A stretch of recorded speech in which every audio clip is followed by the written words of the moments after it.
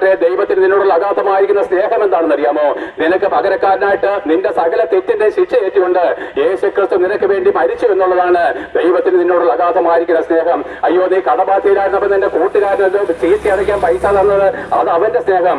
എന്നാൽ സ്വന്തം പ്രാണനെ നിനക്ക് വേണ്ടി നൽകി തരുവാൻ ലോകത്തിൽ ആർക്കും കഴിയാതിരിക്കെ ദൈവപുത്രനായിരിക്കുന്ന ക്രിസ്തു അവന്റെ ശത്രുവായിരിക്കും നമുക്ക് വേണ്ടി സ്വന്തം പ്രാണനെ തള്ളിക്കളഞ്ഞുമെങ്കിൽ അതുപോലൊരു സ്നേഹമില്ല പ്രിയപ്പെട്ടവരെ. സ്നേഹിതന് വേണ്ടി തന്റെ പ്രാണനെ കൊടുക്കുന്നതിലും വലിയ സ്നേഹമില്ല. അങ്ങനെ യേശുക്രിസ്തു ലോകത്തിലേക്ക് വന്ന് ഈ മടത്തിൻചാൽ തെരുവിൽ എന്നെ കേൾക്കുന്ന നിങ്ങൾക്ക് ഓരോരുത്തർക്കും പകരക്കാരനായിട്ട് കാൽവരി ക്രൂശിൽ മരിക്കുകയാണ്.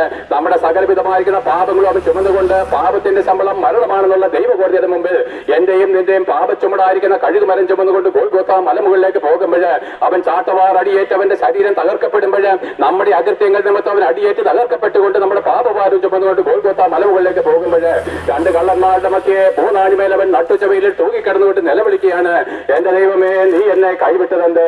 അതേ പ്രിയപ്പെട്ടവരെ, അനാദികാലം മുതൽ പിതാവും പുത്രനും ഒന്നായിരുന്നു, അവർ വേർപിരിഞ്ഞിട്ടില്ല. എന്നാൽ യേശുക്രിസ്തുവിന്റെ ക്രൂശിൽ വെച്ച് പിതാവും പുത്രനും തമ്മിലുള്ള ബന്ധം വിച്ഛേദിക്കപ്പെട്ടു. കാരണം എന്താ? അവനിപ്പോൾ നമ്മുടെ പാപമേറ്റ് മരിക്കുന്ന ഒരു മനുഷ്യനായിട്ട് ദൈവികത്വം വിട്ട് തന്നെത്താൻ താഴ്ത്തി സ്വർഗത്തിലിരിക്കുന്ന പിതാവ് ഇപ്പോൾ എന്താണ്? അവന്റെ പിതാവ് എന്നുള്ള പദവിയിൽ നിന്ന് മാറി നമ്മുടെ പാപത്തിന് ശിക്ഷ വിധിക്കുന്ന ഒരു ജഡ്ജിയായിട്ട് അവനും മാറിയപ്പോഴ് പിതാവും പുത്രനും തമ്മിലുള്ള ബന്ധം ആദ്യമായിട്ട് ക്രൂശിൽ വെച്ച് മായ്ക്കപ്പെട്ടപ്പോഴ് അനാദികാലം മുതൽ ഒന്നായിരുന്നവൻ വേർപെട്ടപ്പോഴ് യേശുക്രിസ്തുവിനെ സഹിക്കാൻ പറ്റിയില്ല. എന്റെ ദൈവമേ, നീ എന്നെ കൈവിട്ടതെന്ത്?